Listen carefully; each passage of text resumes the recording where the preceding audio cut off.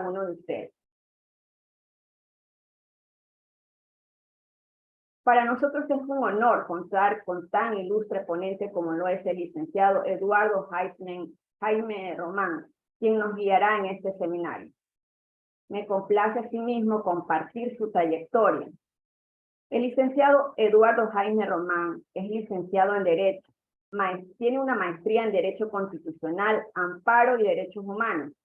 Es trabajador del Poder Judicial Federal, maestro de la Escuela Federal de Formación Judicial, titular en Jaimes y abogado, director general del Instituto Jurídico Mexicano, conferencista internacional, diplomado en el juicio de amparo, diplomado de la Suprema Corte y los Derechos Humanos.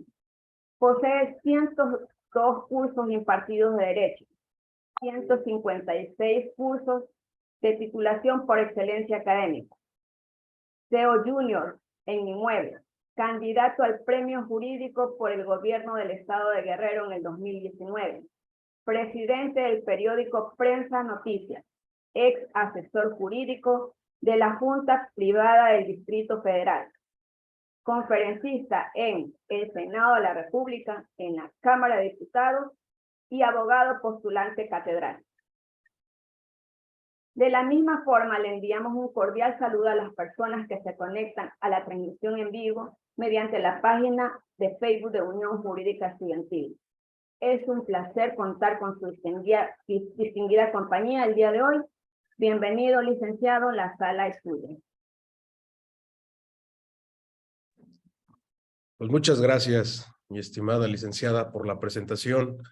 Agradezco a toda la unidad estudiantil por esta labor que están haciendo de una conferencia internacional, que tenemos una gran amistad con diferentes alumnos y abogados de Ecuador y México. Y bueno, siendo las 7 de la noche con 11 minutos, hora centro de México, y 8 de la noche con 11 minutos en Ecuador, pues vamos a tener esta disertación que vamos a hablar acerca de delito, el delito de feminicidio, vamos a hablar de la reparación del daño y los diferentes casos. Ahorita estoy viendo que aquí en Zoom, me alegra mucho que tenemos conectados 275 personas. De verdad, muchísimas gracias a todos los que se están tomando este tiempo de conectarse. Muchas gracias. Y bueno, vamos a hablar acerca de uno de los delitos que está creciendo en los últimos 10 años. Este delito, de acuerdo a la estadística que maneja en México, en este caso tenemos diferentes fuentes de información, y una de ellas que vamos a tener en México, hay algo que se denomina el INEGI, y también hay una estadística de acuerdo a una ley que se llama la Ley Nacional de Ejecución Penal. También hay estadística por parte de la FGR, que es la Fiscalía General de la República, donde van viendo cómo va creciendo la tabla de lo que es el homicidio. Entonces, al hablar del homicidio, es un delito que puedo decir que es el delito más fácil de explicar, pero es el más difícil para la reparación del daño, y es el más difícil para ver la clasificación real que es el delito de homicidio. Entonces, es fácil decirlo porque estaba checando la legislación también de Ecuador, y la legislación que tenemos en México, hay algo que es común. En México se llama reparación del daño, y te dice que la reparación del daño debe de ser integral. Y vi que en Ecuador se llama reparación integral. Entonces tenemos un enlace, y también les voy a explicar por qué se le denomina integral. Entonces, primero vamos a hablar de lo que es el feminicidio. El feminicidio, como saben, tenemos lo que es el homicidio, que es general, y como les decía, es el más fácil de decir. Que nos dicen los códigos y las leyes penales, es quien prive de la vida a una persona. Pero tú te puedes preguntar, ¿pero todas las muertes de todas las mujeres son feminicidio? Y la pregunta que en México es que no. No todas las muertes de mujeres van a ser, en este caso, feminicidio. Acá en México tenemos lo que es varios tipos de leyes. Tenemos una ley federal, que en este caso es para toda la nación, para todo México. Y al ser para todo México, va a estar sustentado y fundamentado en una ley que se llama Código Penal Federal. Y también vamos a tener otros 32 códigos que van a ser locales, que son regiones de México, que son estados. Entonces, en este caso les pongo el ejemplo de Ecuador, que veo que algunos son de Quito, otros son de Guayaquil, y hay una distribución. Entonces, aquí en México tenemos una distribución en cuanto a la competencia territorial de la ley. Entonces, para el ejemplo que voy a dar acerca de lo que viene sustentado en cuanto al feminicidio, gran parte de los códigos ya viene lo que es el feminicidio. Pero para que se dé, alguien está compartiendo pantalla, para que chequen eso. Ya quitaron la que estaban compartiendo pantalla, pero para que se dé el feminicidio, debe de tener unos supuestos, debe de tener unos requisitos como tal. Pero la pregunta es, ¿de qué me va a servir tener unos requisitos cuando muchas veces los ministerios públicos, que de acuerdo al artículo 20 y parte del 21 constitucional, donde van a llegar la investigación, interponen la denuncia a la fiscalía y establecen, ¿sabes qué? Es feminicidio. Y muchas veces, cuando digo muchas veces de acuerdo a la estadística, porque estuve trabajando en juzgados penales federales, y en los juzgados penales federales, ¿qué me daba cuenta? Que muchas veces por una denuncia, todo el proceso llega a tener varias cuestiones que van a afectar a la reparación del daño. Pero al hablar del feminicidio, es un delito que debe de tener razones de género. Actualmente en México, desde el año 2020, hay muchos cursos que te dicen cómo razonar y argumentar en cuanto a razón de género. Cómo debes de fundamentar, fíjense, la Suprema Corte hace un año sacó de la fundamentación y de la argumentación de sentencias por razones de género. Entonces, estamos viviendo un boom de lo que es esta cuestión del género, pero lo que ha existido en México es una mala clasificación de estos requisitos. Entonces, en el artículo 325 de este Código Penal Federal que tenemos en México, nos van a dar las hipótesis cuando va a ser feminicidio. Y la primera hipótesis que nos va a establecer es que actualmente, respetando a la comunidad LGBTI que tenemos, se respeta la orientación sexual, actualmente en México tenemos que las leyes solamente van a establecerse para dos tipos de género, que en este caso es para los hombres y para las mujeres. Muy independiente en materia electoral, que incluso ya puedes poner que no eres binario en tu credencial de elector, pero para razones del código tienes que ser mujer. Entonces, vamos que el feminicidio es un delito por razones de género y que tienes que ser mujer. Pero para hablar de las razones de género, tienes que cumplir una de las hipótesis. Entonces, la principal hipótesis, no la principal, sino la primera, es que la víctima presente violencia sexual de cualquier tipo. Esa es una de las hipótesis. Voy a hacer un poquito, no decir algunas palabras que pueden incluso censurar la transmisión en vivo en Facebook, porque hay palabras que no las puedes decir como tal, por lenguaje explícito, pero hace un año cuando yo impartí una conferencia internacional con ustedes, que es la segunda con ustedes, hablé de un caso de Ecuador, un caso internacional que tiene la Corte Interamericana de Derechos Humanos y lo vinculé también con casos de México. Pero vamos a hablar que casi, de acuerdo a la estadística mexicana, me refiero a mexicana, la de Ecuador no me atrevo a decir porque hay bastante información por parte de Ecuador, gran parte de los feminicidios en México, el 72%, representa ¿qué? Alguna violencia sexual.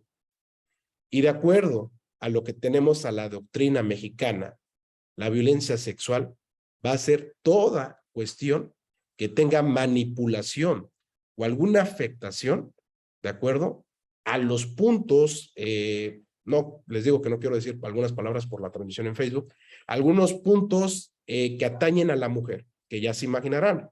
Entonces, actualmente tenemos varias periciales donde se puede establecer cuando una mujer fue violada, cuando una mujer fue violentada a través de los moretones, que fue tocada la mujer. Hay varios protocolos que se pueden establecer cuando presente algún tipo de estos signos.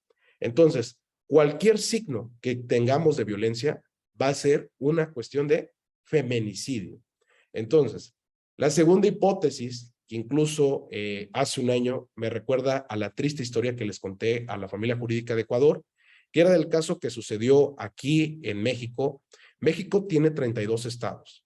De estos 32 estados, el estado donde yo nací es el estado de Guerrero. Yo soy guerrerense. Y a unas 3 horas, casi 4 horas de donde yo vivo, hay una ciudad que se llama Tistla, Guerrero. En esta ciudad hubo un caso que todo México, o los que vieron las noticias, pues todo el mundo se quedó impactado. ¿Por qué? Porque una niña de 6 años, tenía signos de violencia y tiene la segunda hipótesis que te establece el feminicidio, que tiene que tener lesiones, que tiene que tener mutilaciones infamantes y degradantes, y que tiene que tener algunos actos de necrofilia. Te establece acá. Entonces, la niña de 6 años, ¿cómo es posible que vivamos en una sociedad donde para hacer justicia se tiene que hacer una manifestación? Que ahorita vamos a hablar de otro caso, que incluso hace una semana que tuve la reunión con la familia jurídica de entre México y Ecuador, ustedes me estaban estableciendo que hablara del caso de Devani. También vamos a hablar de este caso. Y cómo es que no llevan actos de investigación para ver si se cometió o no. Pero entonces, el caso que les digo de Tistla es que cualquiera puede pensar, ¿cómo le vas a hacer algo a un menor de edad? Y es más triste que el tema central de esto es la reparación del daño. ¿Y la reparación del daño qué? ¿Cuántas mujeres desaparecen? ¿Cuántas mujeres las llegan a matar y quedan sus hijos desamparados? Quedan los niños, que en este caso nadie se hace cargo. Y vamos a ver en esta plática, te voy a enseñar qué es lo que debes de hacer para tener una reparación del daño integral. Y a todos los que me están viendo de Ecuador, también les va a servir porque voy a hablar el día de hoy de la Corte Interamericana y de la Comisión de Derechos Humanos. Entonces, tenemos, si una mujer llega a tener alguna lesión o mutilación, es feminicidio. Y el caso que les platicaba de esta niña de Tistla, Guerrero, le cortaron las manos. Y desgraciadamente no hicieron nada durante 2 meses para la investigación. Tuvieron que cerrar carreteras, tuvieron que cerrar, en este caso, el acceso a Tixla, y tuvieron, sobre todo, que ir al estado que es capital. Guerrero es un estado, y la capital de Guerrero es Chilpancingo, Guerrero. Tuvieron que ir con el gobernador, que el gobernador es, ¿cómo les explico? Es parte del ejecutivo como, ¿cómo les puedo decir? Como un presidente de un estado. Se los digo así para los que son de Ecuador. Los de México, pues ya saben que es un gobernador. Entonces tuvieron que ir para que accionara la cuestión de la investigación. Pero vamos a seguir. En la tercera hipótesis, para que se dé acerca del feminicidio, te dice, tiene que tener algún antecedente o cualquier tipo de violencia en el ámbito familiar, laboral o escolar, o estar sujeto activo en contra de la víctima. Entonces, ¿qué pasó acerca del caso que les platico de Tistla y el caso que pasó, que está en la Corte Interamericana de Ecuador?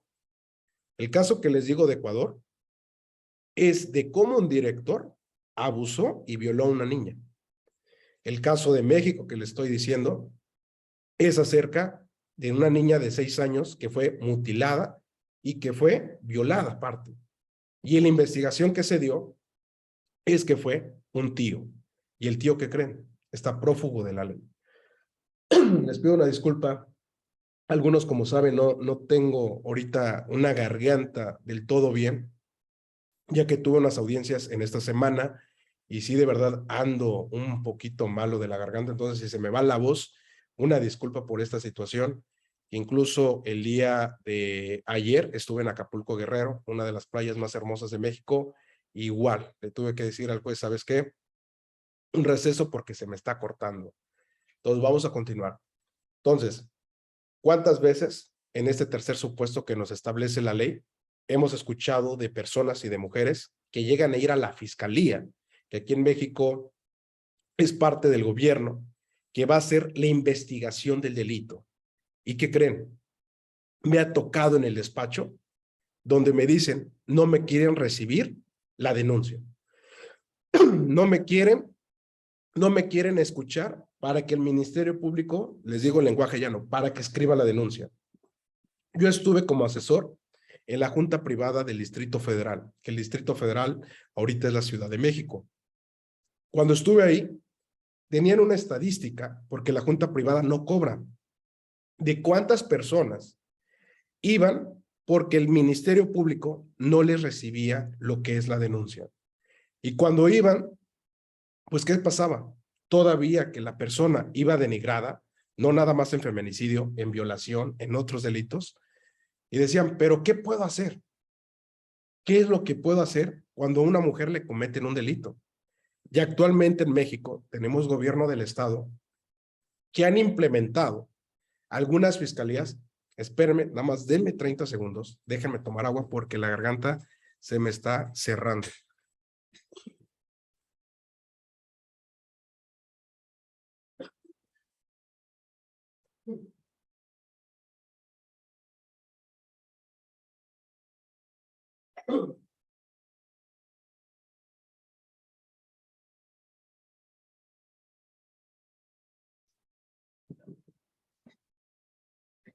Una disculpa a todo el auditorio de todos los cursos que he impartido, que han sido más de 100 cursos.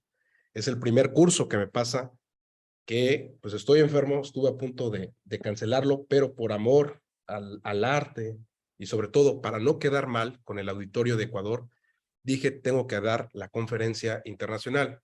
Incluso puede notar que mi voz no es la normal de siempre, así no es mi voz, tengo otra voz. Pero bueno, vamos a continuar. Entonces, te dice acá que hay un antecedente. Gran parte, cuando también llevo divorcios en el despacho, muchas veces las mujeres que llegan a establecer, me separo por alguna cuestión que hace mi esposo. Y esa cuestión que hace tu esposo puede ser desde un engaño, puede ser desde unos golpes y varias cuestiones. ¿Y qué pasa?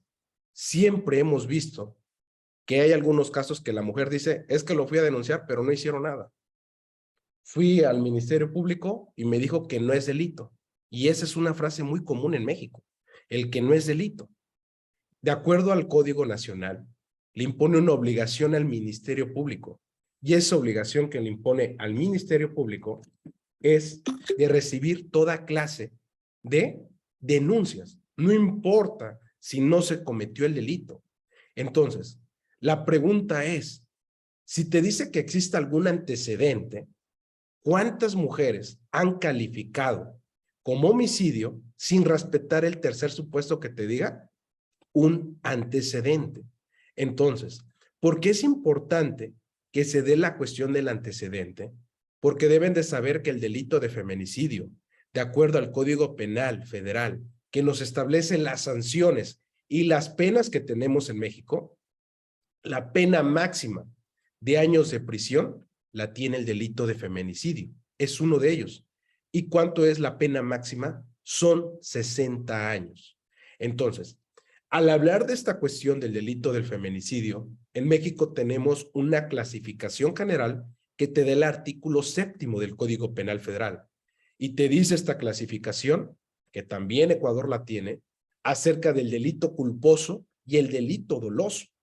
Y muchas veces las defensas llegan a establecer, bueno, no es feminicidio, es homicidio, y nos vamos por la cuestión de que es culposo para que en alguna cuestión lleguen a tener alguna salida en la ejecución penal, que puede ser una libertad anticipada o una libertad condicionada, o en el proceso establecer alguna exclusión del delito, que son 2 exclusiones del delito, para que después lleve un sobreseimiento, que en pocas palabras se resume a una libertad. Entonces, ¿cuántas veces hemos escuchado que todo el mundo sabe que, bueno, nadie puede saber la verdad, pero muchas veces uno razona por medio de la investigación y dicen, él es el presunto homicidio. En este caso, el culpable de la muerte de la mujer. Y todo el mundo dice, ¿pero por qué salió? Y el derecho penal cuando hablamos de homicidio, de feminicidio, el derecho penal les puedo decir que es el derecho más fácil del mundo. Es el más fácil. No hay otra cuestión del derecho al igual que todas las ramas del derecho, surge por una cuestión. Vimos a los romanos, vimos a los griegos, pero tenemos a Aristóteles, el padre de la lógica. Si tú estás viendo esta corbata, la corbata la estoy levantando y la corbata es de color verde. Y tú vas a decir, pues es lógica. Pues el derecho penal es tan lógico que solamente en todos los delitos solamente hay una verdad. No hay 3 verdades, no hay 4 verdades. Y esta es una falla que tenemos en el sistema penal, no nada más en México. Tenemos la falla en todos los demás sistemas penales, incluso en el common law que tiene Estados Unidos, tiene también esa falla, donde actualmente quieren disfrazar la cuestión de los hechos con otra cuestión. Entonces, ¿esta cuestión en qué se traduce? En que tenemos peritos que se han llegado a vender. Tenemos ministerios públicos que llegan a inculpar nada más por establecer alguna prueba de cargo en contra del imputado. Entonces, esta cuestión se traduce al gran monopolio de la investigación que tenemos en México. Después vamos a tener en el ámbito que te dice que haya existido en el feminicidio alguna cuestión de relación sentimental, afectiva o de confianza. Aquí les voy a poner algo que incluso hubo un caso en México que fue de un secuestro de la señora de Wallace de su hijo. ¿Qué llevó esta comisión de antisecuestro? ¿Qué llevó hasta incluso que se penalizara el secuestro hasta los 60 años? De acuerdo a investigaciones y a estadística, gran parte del feminicidio es una persona que te conoce. Gran parte de la estadística en el delito de secuestro es una persona que te conoce. En el caso de Wallace, que voy a hablar que fue fue homicidio, no pudo ser feminicidio porque falleció lo que es un hombre, se da la cuestión de que lo mataron su novia y los amigos de la novia. Entonces, en el feminicidio, ¿cómo es posible que vivimos en una sociedad que para que se convierta en feminicidio y en este delito tan especial te digan que tiene que ser alguien de tu confianza y alguien de forma afectiva? Estoy viendo, están llegando alguna interrupción en el grupo de la familia jurídica. ¿Le pueden decir, por favor? Están diciendo que no lo pueden ver, no pueden entrar a Zoom porque ya alcanzamos los 300 integrantes. Entonces, una disculpa si ya no alcanzaron esta ponencia. Muchísimas gracias a todos los que están aquí conmigo. También tenemos otra cuestión que dice que existan datos que establezcan que hubo amenazas relacionadas con el hecho delictuoso, acoso o lesiones. Y esto va vinculatorio a lo que ya hemos visto, alguna relación laboral de algún compañero, alguna relación sentimental, alguna relación de amistad o alguna relación familiar. Entonces, esto se va a dar la cuestión de lo que es feminicidio. Y también hay otro requisito que es indispensable, no es forzosamente que se tenga que cumplir uno, que te dice que el cuerpo de la víctima sea expuesto o exhibido en un lugar público. Hay un caso que es importante que lo lean incluso para los amigos que son de Ecuador. Está en la Corte Interamericana de Derechos Humanos, el caso Algodonero. México, en este caso con el caso de Ciudad de Juárez, que llega a establecer por qué desaparecen muchísimas personas en Ciudad Juárez. ¿Y por qué se da la cuestión de qué? Del protocolo que vamos a tener Belén do Pará, que es también vinculatorio para la cuestión de Ecuador, para la erradicación de qué? De sanciones en contra de la mujer. Entonces, esa segunda hipótesis que nos va a hablar de que el cuerpo sea exhibido en un lugar público, se da ¿por qué? Porque en este caso algodonero, dejaban a las personas muertas siempre en un campo de algodón. Ahí las dejaban. Entonces, en México, cuando se da el caso algodonero, no teníamos establecido el delito de feminicidio. Y muchas veces hemos visto en algunas películas que cuando se trata de alguna herencia, que cuando se trata de que la abuelita, pongo un ejemplo de película, pero no es ni de tan película, es también hasta de la vida real, es de la vida real, en el sentido de cuántas veces ahora sí que la ciencia ficción supera la realidad. Hay casos en México, hablando del feminicidio, hay una regla principal, que es de película y que es de realidad. Te dice que cuando una persona llega a decretarse que fue el culpable del feminicidio, te establece en el 325 del Código Penal Federal que va a perder todos los derechos a la relación de la víctima, incluidos de carácter sucesorio. De carácter sucesorio estamos hablando la cesión de derechos, en este caso, a través de un testamento. Y si no hay testamento en México, hay algo que se denomina también juicio intestamentario. Entonces, ¿cuántas veces hemos visto películas que uno dice, la persona, mataron a la abuelita, mataron a la esposa para quedarse por la herencia? Pero en México han pasado estos casos. Y me tocó uno de estos casos en la ciudad de Cuernavaca, cuando estuve en bueno, no voy a decir en qué juzgado, para no comprometer, porque también es violación de datos, como servidor público lo que era. Entonces, en este caso, era una causa penal. En México tenemos 5 sistemas penales, pero en el anterior sistema, en una de las causas penales, es de que matan a una señora, no era ni una señora grande, era una señora como de 45 años, la matan a la señora y se va a la investigación. Y da la casualidad que cuando llega a fallecer la señora, pues, lógicamente inician el juicio intestamentario porque no había testamento, pero ¿qué creen? Toda la información que se llevaba, todos los careos procesales que estaban dentro de la carpeta, no, dentro de la causa penal, porque muy importante que deben saber, cuando hablemos de carpeta de investigación es con el nuevo sistema penal que tenemos en México. Cuando se habla de causa penal es el sistema mixto. Entonces, todo lo que veían detallando es de que la persona que tenía una relación sentimental era la que había matado a la señora. Entonces, ¿qué pasó? Pasó de que él decía, yo no lo hice, yo no realicé tal acto. Pero ¿qué pasó? Es cuando yo vi, y en aquel tiempo yo tenía 19, 20 años, yo no sabía que por alguna cuestión de que se dé este tipo de requisito, vas a perder la relación del derecho sucesorio. Entonces el feminicidio vincula el derecho civil y vincula también parte del derecho familiar para no nada más suspender una cuestión de sucesión. Entonces, el feminicidio es un delito especial. ¿Por qué? Porque tiene la máxima, te habla de la cuestión del género y te habla de estos supuestos. Y otro supuesto, que es el último supuesto que voy a dar acerca del feminicidio, porque son 7 en total, es que la persona, la víctima, haya sido incomunicada en cualquier tiempo previo pues, al acto. Y ustedes me estaban estableciendo hasta en el grupo y en la conversación de hablar del caso de Devani. Hablar del caso de Devani, cualquier caso que estoy hablando son casos tristes. ¿Por qué? Porque son casos de feminicidio. Son casos donde mujeres pues perdieron la vida. ¿Qué pasó con el caso de Devani?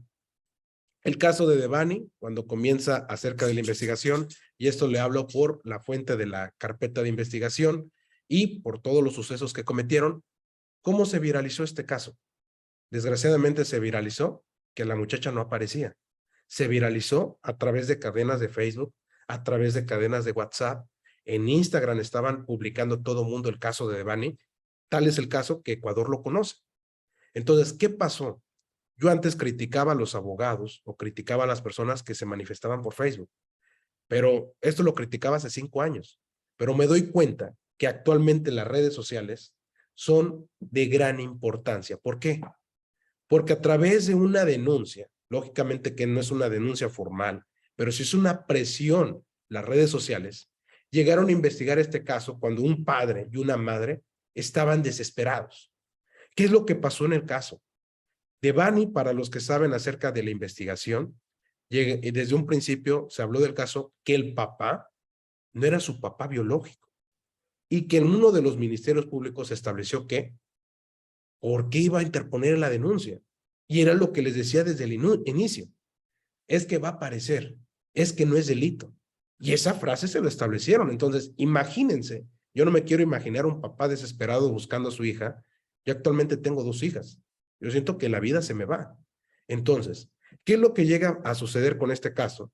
Es que cuando va ya la investigación que mueve la Fiscalía General de la República, mueve la Fiscalía del Estado de Nuevo León y la mueven a través de las redes sociales, es cuando llegan a encontrar a Devani todos los indicios, todo lo que estaba ahí, pues no concuerda con la investigación inicial del Ministerio Público de Nuevo León y la investigación que hace por parte de la Federación. ¿Y por qué no llega a cuadrar? Porque en el hotel revisaron todo previamente. Y en el caso llegan a establecer, ¿sabes qué? Se revisó todo el hotel, todo donde hay agua. ¿Por qué? Porque el caso de Devani le encuentran en una cisterna.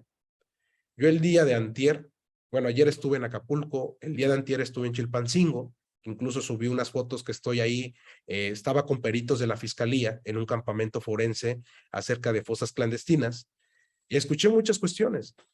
Y ahí los peritos de criminología y criminalística, en su momento, porque también doy clases a criminólogos, yo les pregunté, ¿qué pasa cuando una persona muere? Y sobre todo, cuando muere en el agua.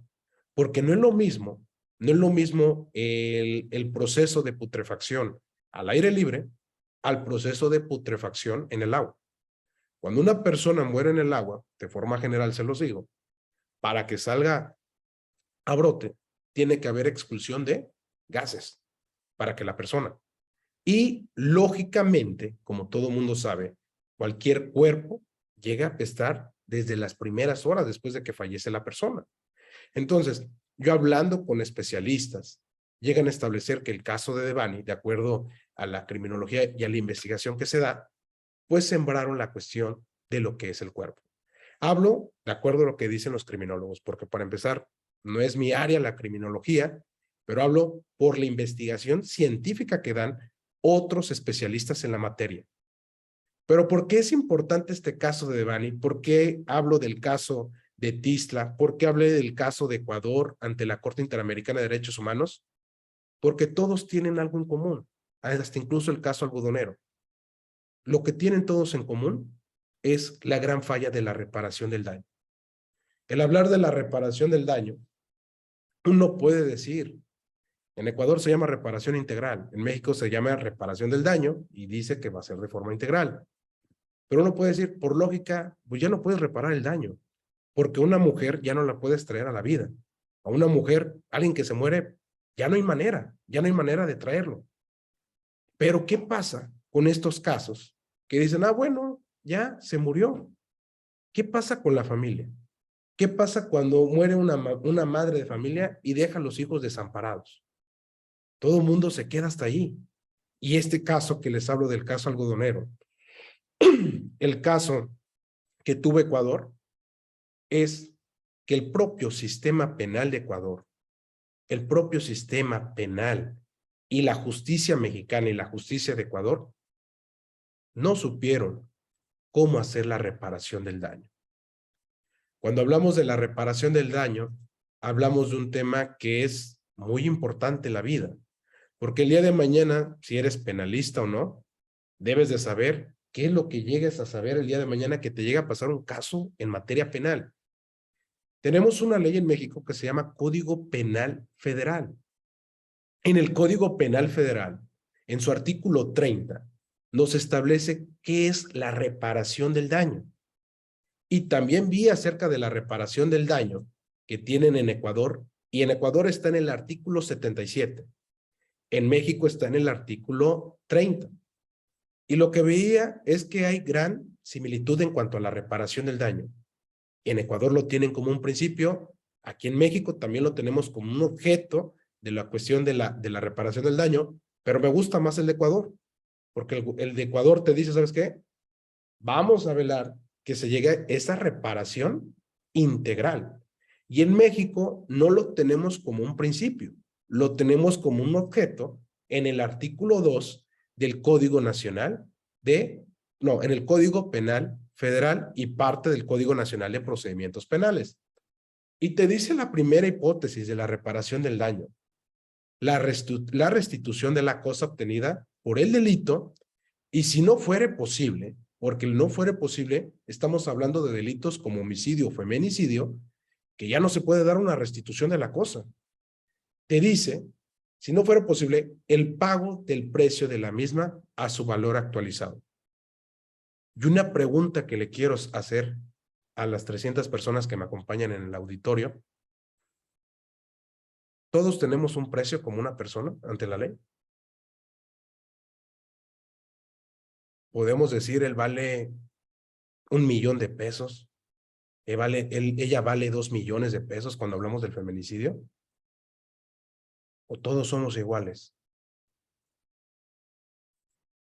Es un punto muy importante, porque en el caso algodonero y en los demás casos que tenemos acerca de la reparación del daño, hablamos de que no puedes tú determinar cuánto vale una persona en cuanto a la calidad de vida, porque aunque se escuche muy feo, sí tenemos que en cuanto a la reparación del daño del feminicidio, sí va la cuestión económica, cuánto ganaba la persona, cuál era el estatus económico, cuáles eran sus dependientes económicos, si tenía algún hijo o cualquier situación.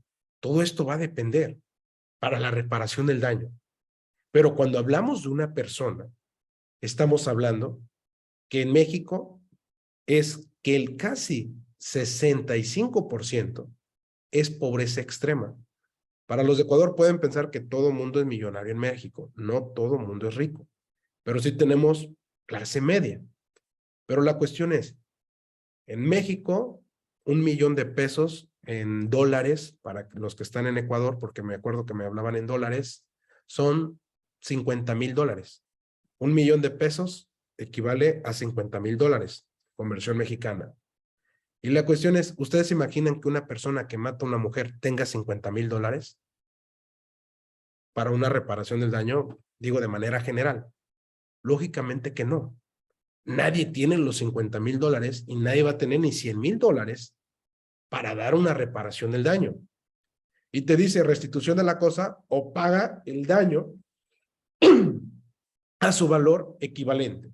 Entonces, todos los casos que han sucedido en gran parte del mundo, es que, bueno, sí, ya dimos que tú fuiste el culpable, que en este caso se enjuició, le dieron sentencia condenatoria, lo mandan a 60 años, y todo el mundo puede pensar, ya lo mandaron, se hizo justicia. Eso no es hacer justicia. La justicia, de acuerdo a los códigos, tanto el de Ecuador y tanto el de México, se debe de proteger a la víctima, se debe de proteger al debido proceso, que es incluso un principio general por tratados internacionales. Pero tal parece que las leyes protegen más al imputado que a la propia víctima. Tenemos artículos que sí protegen a la víctima, pero tal parece que los códigos penales se enfocan, hasta los códigos procesales, se enfocan cómo va a obtener la libertad la persona y cómo va a poder no pagar la reparación del daño. Porque un principio general que tenemos en el mundo del derecho es que nadie está obligado a lo imposible. ¿Y cuántas personas se quedan nada más viendo que la persona sale en libertad y no se da esa reparación del daño? ¿Por qué?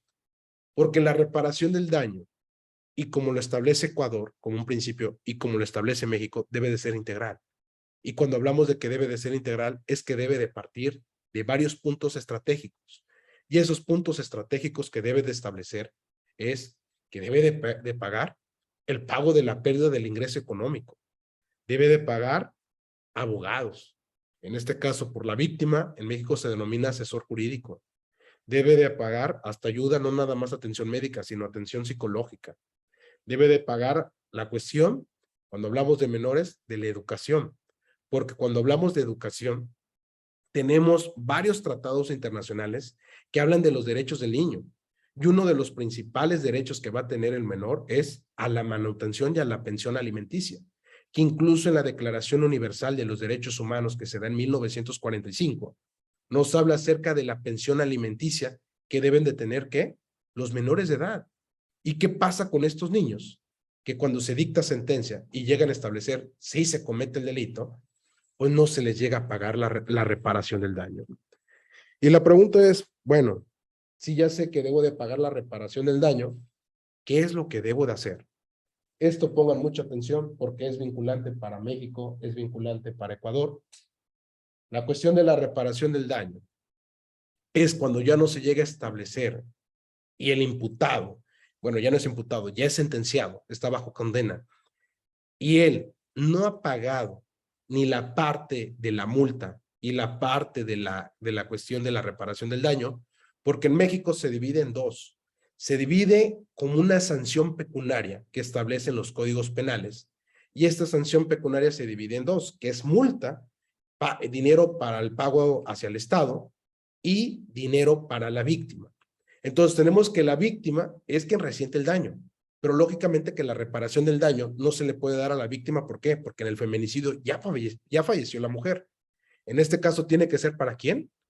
Para el ofendido. Que en el ofendido va a ser la cuestión de los familiares, va a ser la cuestión de los hijos y de los familiares hasta cuarto grado.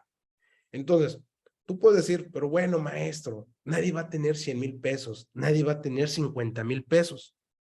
Pero la pregunta es, ¿quién tiene que pagar el estudio cuando una mujer fallece? Cuando una mujer deja niños desamparados, deja padres ancianos que ya no se pueden mantener. ¿Quién tiene que dar esa reparación del daño? Cuando todo el sistema penal ha fallado en la reparación del daño. Voy a ver los comentarios, que ya son más de 200 comentarios. Muchísimas gracias. ¿Cuánto? Sí son bastantes comentarios. Muchísimas gracias. Entonces, ¿qué es lo que debe de pasar? Es que el propio sistema penal que tenemos, tanto el de Ecuador y el de México, no quiere vincular en la reparación del daño al Estado. Y cuando me refiero al Estado, me refiero a la cuestión del país. ¿Qué es lo que llega a suceder? Ah, bueno, yo ya investigué y hasta ahí. ¿Y por qué tienen que llegar hasta la Corte Interamericana de Derechos Humanos para que se llegue a sancionar? ¿Qué es lo que les pido a todos los abogados y a todos los estudiantes de derecho que me están viendo? Ustedes como estudiantes no se pueden quedar nada más con las leyes que les establece su país, que el país nada más es muy doctrinario y muy cuadrante. Por ejemplo, el artículo 77 lo siento muy ambiguo, el de Ecuador, en esto que nos habla de la reparación integral. Y en el artículo 30 que nos establece acá en el Código Penal Federal, pues le falta mucho. Le falta mucho, ¿por qué? Porque tal parece que toda la ley lo que más llegan a proteger es al propio Estado, donde que el propio Estado te puede dar alguna violación de derechos humanos. Y una de las principales violaciones que se da es el derecho a la verdad, porque el derecho penal es un derecho de acuerdo a tratados internacionales, ya la jurisprudencia de la Corte Interamericana de Derechos Humanos, ya lo que establecen a las leyes. El objeto del derecho penal es saber la verdad. Y tuvimos un caso de varios homicidios en México que incluso han llegado a conocer, que es el caso de los 43. No se llama verdad histórica porque quieran, se llama verdad histórica porque así lo sanciona la Comisión Interamericana de Derechos Humanos y lo sanciona la propia Suprema Corte y el juicio de amparo, que tuve el honor en el año 2017 y 2018 de llevar ese proceso de juicio de amparo de los 46. Y lo digo libremente porque ya lo he platicado anteriormente. ¿Qué es lo que pasa con eso? Lo que pasa con el caso es que hay vueltas y hay vueltas. Como abogado, no te quedes con las leyes que te establece tu país. Ve a la Comisión Interamericana de Derechos Humanos, busca la Corte Interamericana, estudia cuál es el proceso, porque ustedes salen, y digo, en México tú sales como abogado nada más de México, y eso me queda claro. En Ecuador tú sales nada más como abogado de Ecuador, pero debes de utilizar mecanismos internacionales para dar ¿qué? Justicia, porque no es posible que Ecuador tenga muy poquitos asuntos, y no es regaño para Ecuador, tiene a lo mucho Ecuador como 8 o 9 asuntos ante la Corte Interamericana de Derechos Humanos. ¿Cuántos abogados hay en Ecuador? Miles. ¿Cuántos abogados hay en México? Hay miles de abogados. Y en México apenas tiene 14 sentencias ante la Corte Interamericana. ¿Y por qué tenemos pocas sentencias? Porque no sabemos utilizar los mecanismos internacionales que tenemos, porque tenemos la comisión que puede decretar que providencias y medidas de seguridad a un Estado. Tenemos a la Corte Interamericana que puede sancionar a lo que es a un Estado. Y tenemos todavía una Corte Penal Internacional que nos establece el artículo 19 de la Constitución Política de los Estados Unidos Mexicanos, donde vincula un sistema penal internacional. Y desgraciadamente, salen miles de abogados, pero nunca les enseñan para qué te sirve la Comisión Interamericana de Derechos Humanos. Nunca te enseñan para qué sirve la Corte Interamericana de Derechos Humanos. Nunca te enseñan qué es lo que puedes hacer ante la ONU, qué es lo que puedes solicitar ante una Corte Penal Internacional o una ONG internacional. Lógicamente, como siempre lo he dicho, la información es poder. Yo los invito a que sean abogados internacionales. Lógicamente que el ser abogado internacional solamente puedes llevar casos de Ecuador. Hago este paréntesis para que no vayan a pensar que pueden venir a México a litigar o que de México pueden ir a Ecuador, porque eso no se puede, porque son leyes territoriales. México te piden título y cédula profesional para que puedas ser abogado.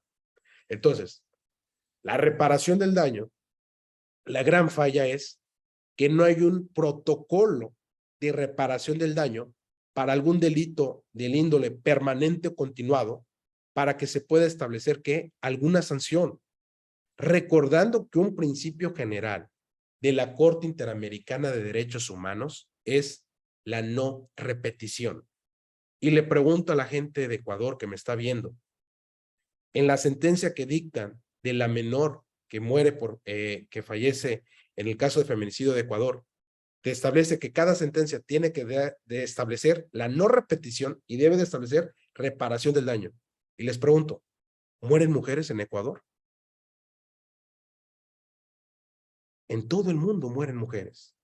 En México está la estadística que cada 4 minutos fallece una mujer. Y la cuestión, muchas gracias, estoy viendo los comentarios, dice Rosalía Puma todos los días, Cristina Llanza todos los días, saludos a Gabriela, saludos a todos, a Valeria, Stephanie, muy bien, mis estimadas abogadas. Entonces tenemos que fallecen. Y esta cuestión, que no es un fallecimiento natural, es por medio de un hecho trágico que la ley va a denominar lo que es feminicidio. Yo cuando inicié, y les voy a pasar uno de mis tips jurídicos, yo inicié lógicamente muchas veces sin saber nada, pero yo a la edad de los 18 años, 19 años, yo ya andaba en los juzgados, yo ya andaba trabajando, bueno, podría decir que como abogado no, porque todavía estaba en la licenciatura, pero será de que vengo de familia de abogados, mi papá abogado, mis tíos abogados, todo el mundo abogado. Yo desde que era niño nada más me la vivía en el despacho. Iba que a la fiscalía, iba que al juzgado. Pero lo que deben de hacer, si quieren realmente adquirir conocimiento, vayan a un juzgado, vayan a un tribunal. Y si quieres adquirir conocimiento ya como abogado, empieza a llevar asuntos, pero asuntos que domines la materia, asuntos que tú creas y la confianza que tú tengas, que vas a poder resolver. Y lo mejor de todo, que debes de ser un abogado especialista. No seas un abogado del montón que quiere llevar todas las materias del derecho. Porque así como tenemos médicos que son cardiólogos, que son traumatólogos, especialistas, así debe de ser el abogado. Pero lo que todo abogado debe de dominar es dominar el derecho internacional. ¿Para qué está la Corte? De verdad, si leyeran la facultad que tiene la comisión, que la comisión está en Washington y la Corte la tenemos en Costa Rica, de verdad las van a utilizar. Actualmente yo estoy ante la comisión, porque antes de llegar a la Corte, tienes que establecer primero y agotar la comisión. Pero ¿por qué muchos casos no llegan? Porque para que se dé justicia internacional, debes de agotar un principio que se llama principio de definitividad, que en este caso, todo el proceso que te llega a desarrollar en tu país, llegues de hacerlo. Pero lo que les puedo decir que es más triste, que siendo la propia comisión y siendo la propia corte, tienen una mala falla. Bueno, es incorrecto decir mala falla, tienen una falla. Y la falla que tienen es que no dictan sentencias a tiempo, no hacen investigaciones a tiempo. ¿Por qué? Porque un caso que llega a la Corte Interamericana antes de que llegue a la comisión, por estadística, llegan a tardar de 5 hasta 15 años. Y si no lo creen, vean las estadísticas. ¿Cuándo llegó a la Corte Interamericana? ¿Cuándo llegó a la comisión? ¿Y cuándo de la comisión llegó a la Corte Interamericana? Entonces, vivimos en un proceso judicial, en un proceso de investigación que llega a tardar. Entonces, por último, mis queridos amigos, incluso le dije a Ángel, ahorita la garganta estoy haciendo un sobreesfuerzo humano, es que lean todos los días. Todos los días se deben de esforzar, todos los días por lo menos tengan el hábito de la lectura por lo menos 1 hora. Digo por lo menos porque es muy poco, Su servidor lee aproximadamente de 200 minutos a 90 minutos diarios, por cuestiones de trabajo y por cuestiones de amor al derecho. Pero si ustedes conocen alguna mujer que sufre violencia, si ustedes conocen no nada más la mujer o cualquier género indistinto, ayúdenlo, ayúdenlo. Y si pueden, acérquenlo a la justicia, porque algo, y una frase que siempre he dicho, que es la frase que más me gusta, y a lo mejor es muy lógica y puede sonar un poco tonto, solamente se vive una vez. Y tú puedes decir, bueno, sí se vive una vez, pero no disfrutas de la vida. Debes de luchar por tus sueños, en convertirte en el mejor abogado o en la mejor abogada para que ya no vivamos estos actos de delincuencia. Y lo mejor de todo es que traté de dar los puntos muy importantes porque, como saben, impartí un curso de la reparación del daño y cuando hablé de la reparación del daño lo hablé durante 9 horas. Entonces, agradezco a todo el público en general que me vio el día de hoy. Si tienen alguna duda, con mucho gusto se las voy a contestar. Y si me permiten, antes de pasar al foro de dudas, le pido a todo el público en general, si me permiten que prendan su cámara los que puedan, para tomar una captura de pantalla, para que la suba a mis redes sociales. Van a aparecer en mi red social que aparezco en Facebook como Eduardo Jaime Román, y pues sea pues la del recuerdo, porque de verdad hace un año igual me encantó estar con ustedes y agradezco a toda la comunidad jurídica de Ecuador. Una disculpa, yo sé que mi voz sí se me corta o se me llega a cerrar la garganta. Mil disculpas. Entonces, voy a tomar captura de pantalla. Sonrían, por favor, porque les digo, solamente se vive una vez y el día de mañana, cuando esté viejito, me va a dar mucho gusto y decir, y primero Dios, hice la promesa que voy a ir a Ecuador el próximo año. Entonces, toda la comunidad de Ecuador, nos vemos primero Dios en el 2023, porque de verdad quiero conocerlos. Entonces, voy a tomar captura a todos los abogados que tenemos. Y sí, fueron bastantes. Muy bien, todos están sonriendo.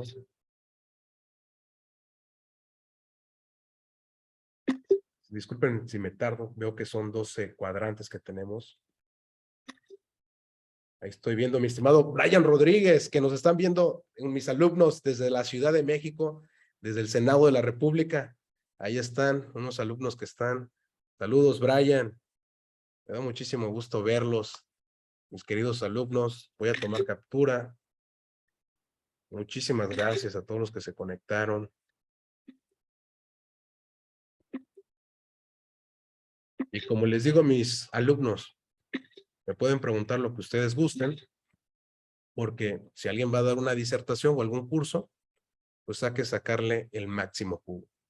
Entonces, les dejo el micrófono a mi estimada licenciada. Un saludo fraterno a todos los presentes. Mi nombre es Neos Velastegui, coordinadora de la Unión Jurídica Estudiantil. Y bueno, daremos paso a las personas que tengan la mano levantada para responder sus preguntas.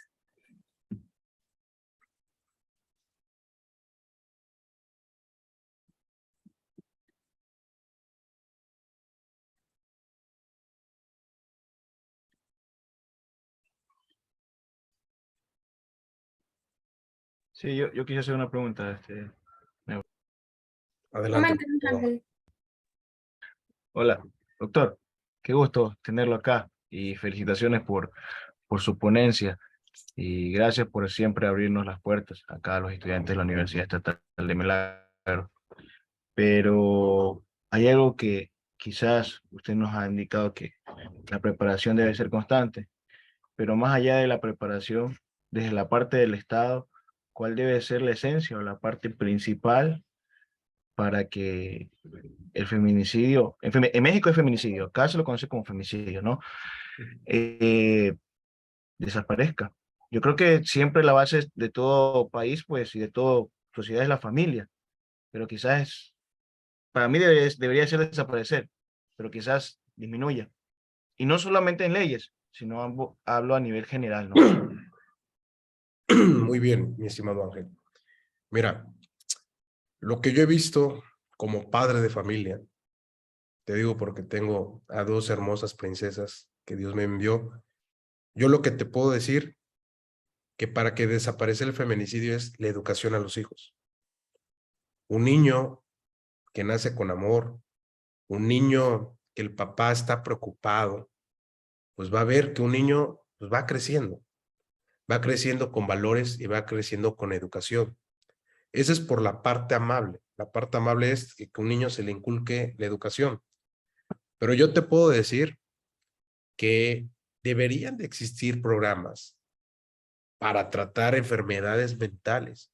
Y digo enfermedades mentales porque una persona normal de la cabeza no se atrevería ni a pegarle a una mujer, no se atrevería ni a violarla o no se atrevería ni a mutilarla, que nos dice en el caso de feminicidio. Entonces, se debe de establecer un protocolo para el tratamiento del feminicidio. Hay fiscalías que ya están atendiendo, fiscalías especializadas a la mujer.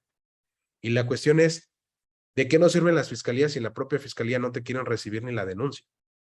¿De qué te sirve tener tantas leyes o de qué te sirve cómo te da la explicación el Código Penal y te dice cómo es el sistema si ni los propios funcionarios hacen valer lo que es la ley?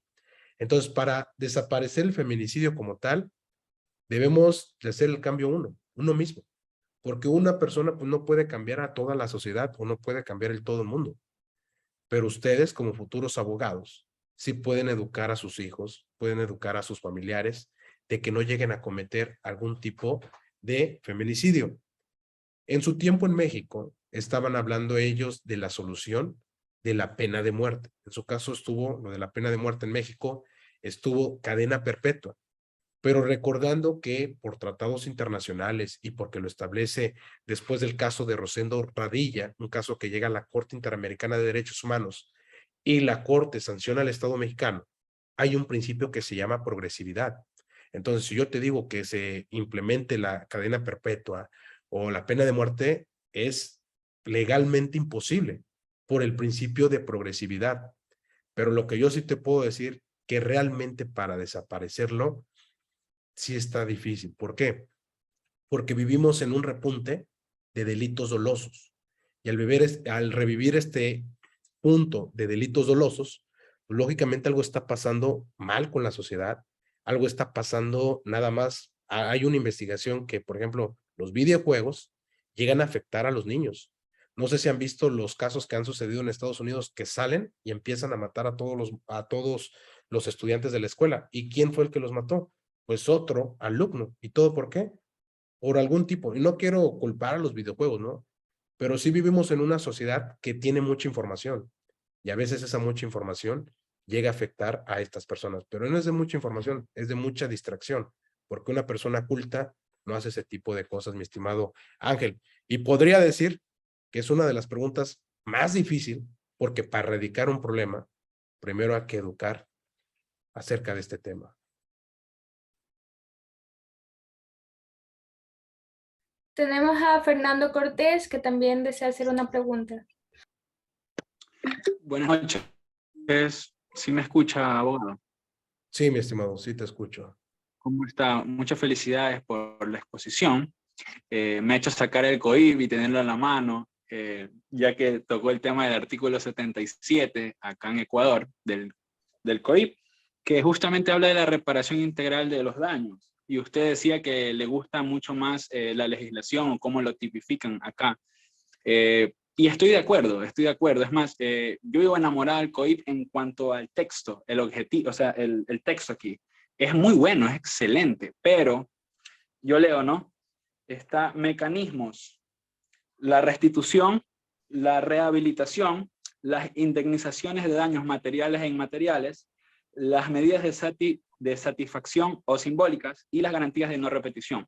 Pero está clarito aquí, tenemos para hacer maravillas, pero ¿por qué llegan al objetivo de la reparación integral de la víctima? Ahí está la pregunta. Y creo que es clara la respuesta, ¿no? Por parte de las personas que tienen que hacerlo y no lo hacen. Exactamente, mi estimado Fernando Josué. Hay algo por qué me gusta su reparación integral, como lo mencionas en el artículo 77. Mencionan una palabra clave que deberían de estar en todos los códigos penales de todo el mundo: la no repetición. Y eso que establece el 77 de la no repetición viene de la Corte interamericana, viene hasta incluso de la ONU. ¿La ONU por qué se forma? Se forma pues todo lo que sucedió parte de la Primera Guerra Mundial y hasta antes de la Segunda Guerra Mundial. ¿Y cuál fue el delito? El por qué se forma una organización que va a proteger de los derechos humanos y de las Naciones Unidas, por el delito de homicidio, que en aquel tiempo no estaba tipificado el feminicidio, pero al final de cuentas mataron a mujeres, mataron a niños. Entonces, vivimos cambios en el mundo o leyes por cuestiones de sucesos que llegan a acontecer y, como lo dice mi estimado, no es que haga menos a mi país de México en cuanto a la legislación, pero para que una ley sea perfecta como tal, es cuando la ley se entiende con el servidor público. Y cuando llegan a entender eso, relación de lo que te establece la ley, y cuando tú eres servidor público, era lo que les mencionaba del Ministerio Público, es de que el Ministerio Público te dice la ley, tienes la obligación tú de recibir denuncias. ¿Y qué es lo que pasa en la vida real? No reciben las denuncias. Entonces, como decían los romanos, hay cuestiones del deber ser y el deber hacer. Son cuestiones totalmente diferentes. Y te mando un fuerte abrazo, mi querido Fernando Josué, y a mi estimado Ángel Hernández, que han preguntado. Estimado licenciado, buenas noches. Desde el Zoom tenemos 3 interrogantes de parte de Ingrid Huaypacha. Doctor, ¿cuáles son los parámetros establecidos para poder realizar la reparación del daño? ¿Existe tal vez una tabla referencial? Esta es la primera interrogante. La segunda de parte de Brígida Marino Santana. Doctor, ¿qué piensa usted que esté pasando en nuestro país México por el aumento de los feminicidios? Y la tercera interrogante de Wendy Riera. ¿Cree usted que las personas que cometen el delito de feminicidio tienen problemas mentales que vienen acarreando desde la niñez? Esas serían las 3 interrogantes desde el Zoom, mi estimado. Muy bien, muchísimas gracias, mi estimada licenciada. La cuestión es que realmente no hay un parámetro en la ley, en los códigos no te establece cuánto tienes que pagar, pero sí establece un parámetro de quién debe de establecer la reparación del daño. En México te establece el Código Penal, te establece que la reparación del daño en cuanto a la cuantificación para su pago, no es lo mismo el pago a la presentación en etapa intermedia del escrito de acusación, que el escrito de acusación lo establece el Ministerio Público, pero la reparación real y la que va en sentencia la da un juez. El juez lo que va a ver como parámetros es cuántos años tenía la persona. Eso es importante para la cuestión de la reparación del daño. ¿Cuántos años tenía? Dependientes económicos, si tenía hijos, si tenía padres que estaba bajo la manutención. También se ve en este caso, aquí en México, algunos tipos de deudas se llegan a transmitir. Si tenía algún tipo de deuda, también entra la cuestión de las deudas, qué deudas tenía la persona. Actualmente, cuando son créditos hipotecarios o algunas tarjetas tienen el famoso seguro de vida, que en este caso llega a morir el titular y queda saldado lo que es la deuda. Pero tenemos también que la cuantificación, lo que debe de ver el juez es también el trabajo que tenía la persona y cuánto ganaba al mes. ¿Por qué? Porque hay un interés internacional, incluso para Ecuador, que es el interés superior del menor. Cuando un menor tiene este derecho de ¿qué? De la pensión alimenticia, que en la Declaración Universal, todo abogado debe de leer la Declaración Universal. Son 3 hojitas nada más. Y en esas 3 hojas te dan una clase de derecho familiar, penal, civil, hasta incluso agrario. Entonces, ¿qué te establece? Que toda persona pues tiene que pagar esa cuestión de repercusión. ¿Cuántas familias tienen que pagar abogados para que lleguen a qué? Establecer la denuncia. Y la reparación del daño también incluye cuando se llega a gastar abogados y algo muy importante, y este punto sí se me olvidó, incluye la reparación para psicólogos. Cuando hablamos de un feminicidio, pues las personas están devastadas psicológicamente. También se ocupan de algún tipo de psiquiatra o algún tipo de tanatólogo, tienen que pagar todos esos gastos. Y desgraciadamente que se den ese pago de gastos no lo hay. Es muy rara cuando se llega a dar ese tipo de gastos, pero les pongo un ejemplo. Hay un tipo, por ejemplo, cuando se da el homicidio y se da por homicidio culposo, en este caso no doloso, sí te llegan a pagar las aseguradoras en un accidente automovilístico desde el daño psicológico, el daño médico y en este caso la reparación hasta integral que te da por la cuantía. Tenemos de que gran parte de los seguros te dicen, ¿sabes qué? Por responsabilidad, 3 millones. Pero realmente sí hay pago. Pero cuando hablamos del feminicidio, estamos hablando en este caso que es un delito que va a ser del orden doloso. ¿Por qué? Porque si es de género y las hipótesis te establecen que debe de establecer tales requisitos, estamos hablando que es doloso y ni porque esté asegurado la persona va a dar lo que es la cuantía. Entonces, esos son los parámetros para que se dé la reparación del daño. Desgraciadamente, los imputados, yo no he visto actualmente que un imputado diga, ¿sabes qué? Tengo los 2 millones o 3 millones o voy a dar dando 50,000 pesos. ¿Por qué? Porque es imposible, ya están en el centro penitenciario y lógicamente si tienen patrimonio para pagar, pues también. Y hay algo muy hermoso que se llama providencias precautorias en el proceso penal que sirven donde el juez de control puede decretar que el embargo de cuentas bancarias y el embargo de la cuestión de los bienes. Entonces, esa es la respuesta en cuanto a la primera pregunta. La segunda pregunta o tercera, a lo mejor ya se me está olvidando, dice de alguna enfermedad mental. Si tienen alguna enfermedad mental, yo te puedo decir, yo soy fan de las series que veo, por ejemplo, en Netflix, que se viralizó mucho la serie de Dahmer, pero también me voy por el lado análisis clínico y por el lado forense de criminología y en el estudio que hacen. Porque también he llevado cursos, en este caso de psiquiatría, por ejemplo, he llevado cursos de la esquizofrenia. Yo te puedo decir que gran parte de estas personas, en uno de los lóbulos que tenemos en la cabeza, han tenido afectación. Por ejemplo, en el caso de Dahmer, no se pudo realizar el estudio de lo que tenía. Pero yo te puedo decir que cuando hablamos de algún psicópata o cuando hablamos de la esquizofrenia, gran parte de cuando llegan a cometer algún tipo, estamos hablando de una enfermedad mental. Pero cuando yo digo de una enfermedad mental, de acuerdo a lo que establece el Sigmund Freud, de acuerdo al parámetro del análisis, del psicoanálisis, que es el padre del psicoanálisis, y del parámetro de las enfermedades que ya no tienen vuelta atrás, es que el psicópata y lo que es la esquizofrenia, no puede haber un retroceso, puede haber un mantenimiento de la enfermedad mental que no explote. Entonces, de ahí habla Sigmund Freud, que te establece el yo, el superyo y el enfoque que va a dar mentalmente. Entonces, algunos abogados han llegado a aterrizar que por tener alguna enfermedad mental, pues llegan a establecer alguna cuestión de un delito culposo. Y esa cuestión de delito culposo se ve afectado también la cuestión cuando llega el parámetro de la reparación del daño. ¿Por qué? Porque muchas veces llegan a establecer que el Estado lo debe de pagar. Entonces, ya me estoy desviando un poquito la pregunta de que hay una enfermedad mental, sí las hay. Y también hay otras cuestiones, que hay un caso que se dio en la Ciudad de México de unos amigos que mataron a lo que es a una de sus amigas. No sé cómo está ahí la situación, que incluso se viralizó que el amigo, bueno, no le puedo decir que es amigo porque un amigo no te mata, que va cargando el cuerpo de la mujer y la deja aquí por cerca de Cuernavaca, Morelos.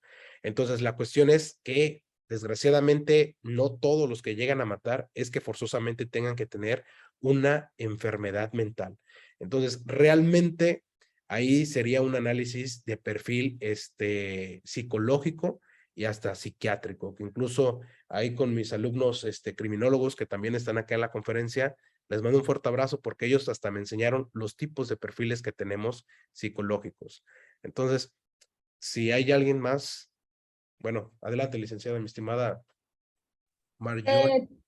Damos paso también a Joseph Velázquez, que está alzando la mano para la próxima pregunta. Adelante, mi querido Joseph.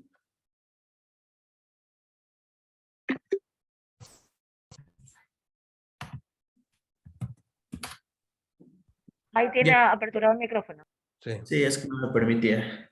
Bueno, querido amigo, yo solamente quiero hacer un como comentario. Acá en México, si bien el feminicidio se tipifica de 40 a 60 años de prisión, aquí yo siento que haría falta una reforma respecto de si no tienes cómo pagar, o sea, porque a veces viene el debate de si se paga en UMAS, si se paga en salario diario, cómo se paga esa reparación del daño integral. Entonces, lo que haría falta, a mi parecer, es una reforma en cuanto, yo cometo el delito de feminicidio y el juez me determina una cantidad, no sé, millonaria, ¿no? De 1 millón, 2 millones, lo que me imponga. Pero si no tengo para pagar, ahí es donde queda como impune ese delito, porque entonces, ¿cómo lo pagas? Sí, hay muchas personas que no tienen ni propiedades, no tienen cuentas, y son esas personas que andan por la vida pues cometiendo este tipo de delitos, ¿no? Entonces yo siento que ahí haría falta una reforma en cuanto a la persona que se obligue, una vez estando en el centro de reinserción social, que se obligue a que trabaje. ¿Por qué? Porque pues quedaría impune, ¿no? Se quedaría impune que la persona ya esté en el cerezo, no tenga cómo pagar y entonces ya no se estaría respetando esa reparación del daño. Él de antemano sabe que no va a salir, porque si ya tiene unos, no sé, se me ocurre, 50 años y le dan 50, pues dudo mucho que dure 100 años de vida esta persona. Sería todo en cuanto a mi intervención, agradeciéndole a la Universidad de Ecuador y a usted, querido amigo. Sería todo. Muchísimas gracias, mi querido Joseph. Y tienes razón. La cuestión es que también atenderíamos este problema en cuanto a una reforma. Pero lo que yo te puedo decir es que las leyes están hechas de tal forma de que protegen de una forma al Estado. Lo protegen de una forma al Estado, ¿por qué? Porque si nos vamos al artículo que nos establece quiénes tienen que pagar la reparación del daño que vienen en el 32, te habla del Estado solidariamente bajo los delitos dolosos, pero que lleguen a ¿qué? A cometer sus servidores públicos en el precepto séptimo. Pero en ningún momento del artículo 32 que te establece quiénes tienen que pagar, nunca te dice que tiene que ser el Estado en cualquier delito. Te impone una regla, que sea mi servidor y que sea doloso. Si es culposo, yo no pago nada, y si no es mi servidor, que no pago nada. Pero sí sería buena esa reforma, pero realmente no creo que suceda, mi estimado Joseph. No creo que suceda, ¿por qué? Porque como dicen por ahí el dicho, nadie se da con la propia mano en la boca. No creo que los diputados y los senadores lleguen a implementar una reforma que podía dejar a países en bancarrota. ¿Por qué en bancarrota? ¿Cuántas miles de personas llegan a morir por homicidio en México? ¿Cuántas personas llegan a morir en todo el mundo o en Ecuador?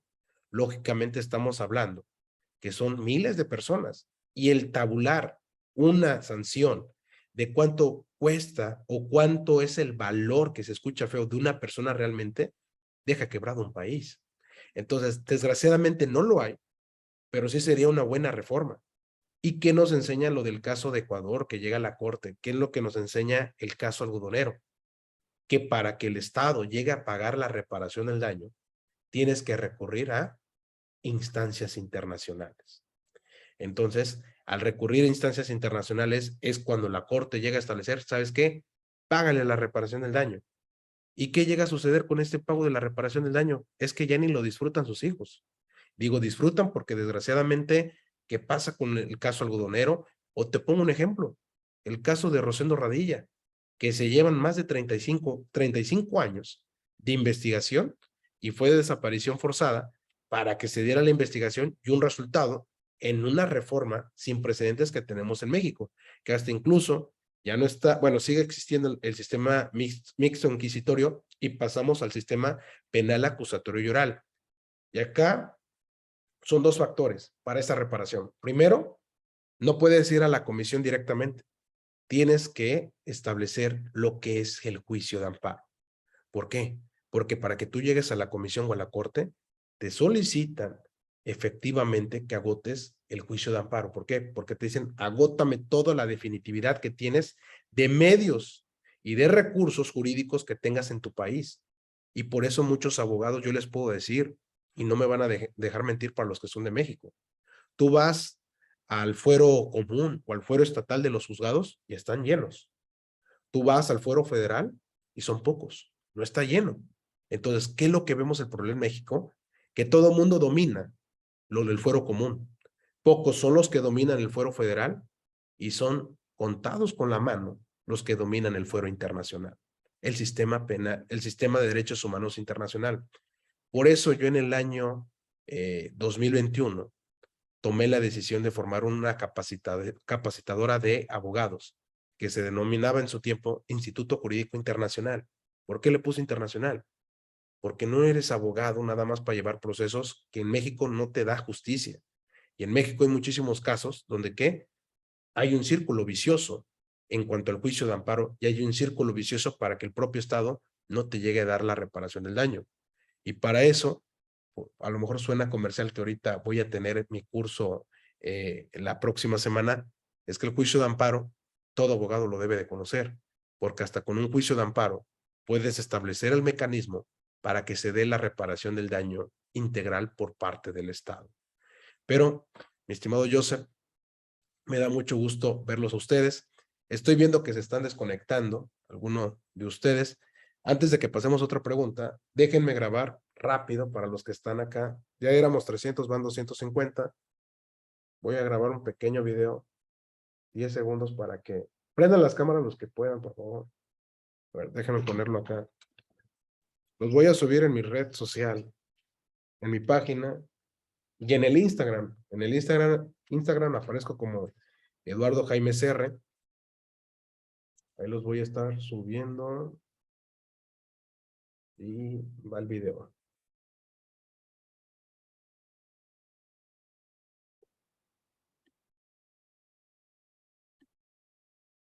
No, muchísimas gracias. Muchas gracias a todos los abogados que me acompañaron en Facebook, en Zoom.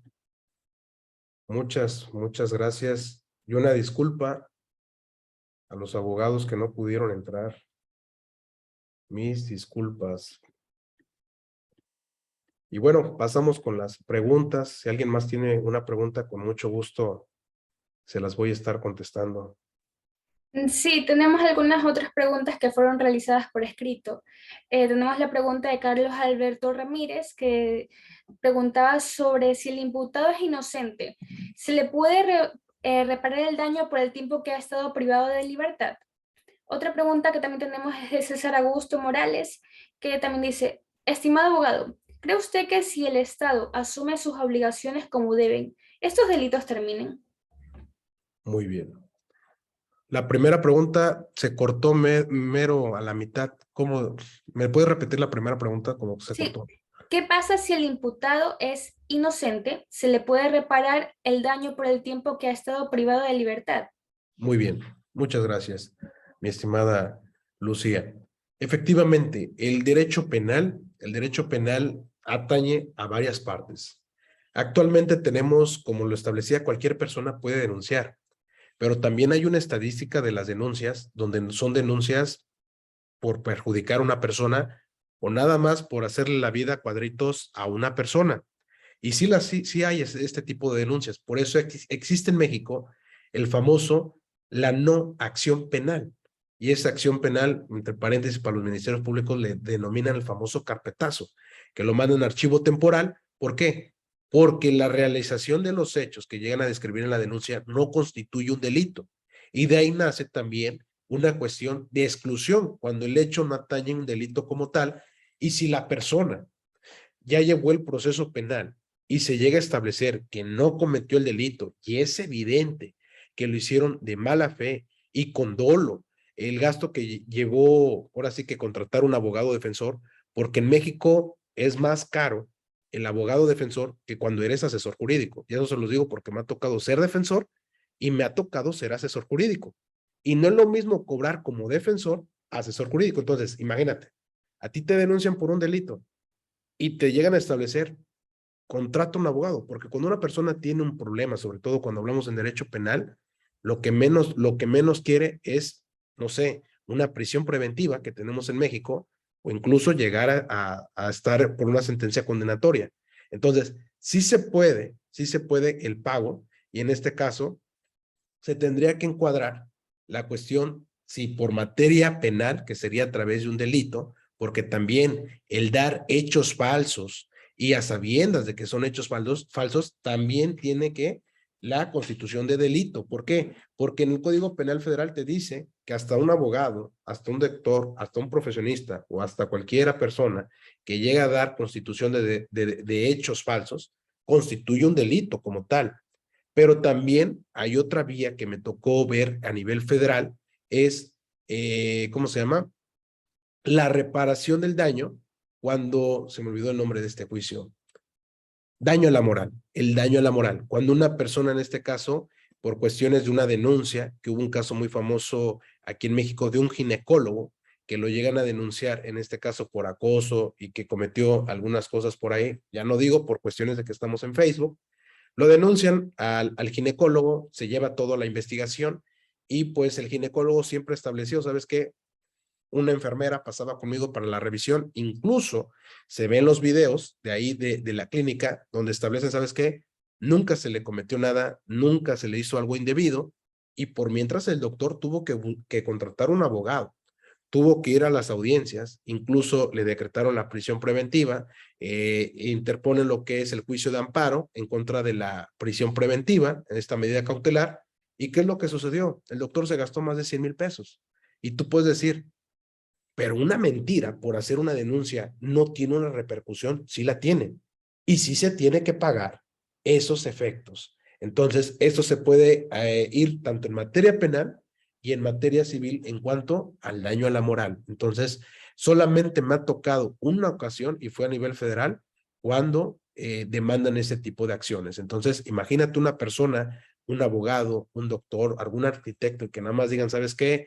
Hace mal su trabajo, no me hizo mal esto y te quemas. Y como dicen por ahí, te haces más viral como el malo que como bueno, porque una acción mala, pues todo el mundo dice, lo bueno es viral, alguien se equivocó, pum. Pero cuando alguien hace algo bueno, no se viraliza igual. Y la segunda pregunta, ¿cuál era, mi estimada Lucía, por favor? ¿Usted cree que si el Estado asume sus obligaciones como deben, estos delitos terminen? Muchas gracias, mi estimada Lucía. Yo siento, desde mi punto de vista, que no, porque para desaparecer los delitos tiene que ser una tarea de toda la comunidad, una tarea de todo el mundo, podría decir de todo el mundo. ¿Por qué? Porque tendríamos que tener una educación y de verdad, si yo les pudiera decir, Nueva Zelanda, para empezar en Nueva Zelanda, no hay ni cárceles como en México o en Ecuador. Incluso la cárcel que tienen es en un edificio. ¿Por qué? Porque no tienen el delito como tal de homicidio. Y si lo llegan a matar, una persona, estaba leyendo que en 10 años nada más habían tenido un delito de homicidio, por ejemplo en Nueva Zelanda. Tenemos países que en este caso la doctrina que llevan pues es un poquito más, ¿cómo les puedo decir? Más cuadrada. Y me refiero a Corea del Norte, me refiero a China. ¿Qué pasa cuando una persona llega a cometer algún tipo de delito? En sí, podríamos decir que podíamos alzar las condenas. Podríamos decir que, no sé, modificar la pena hasta 100 años o cadena perpetua, pero como les dije, eso es imposible. Pero ni aunque el Estado asuma la responsabilidad, no se podría cambiar o no se podría erradicar. Desde mi punto de vista, radica en la formación y en la educación de un niño.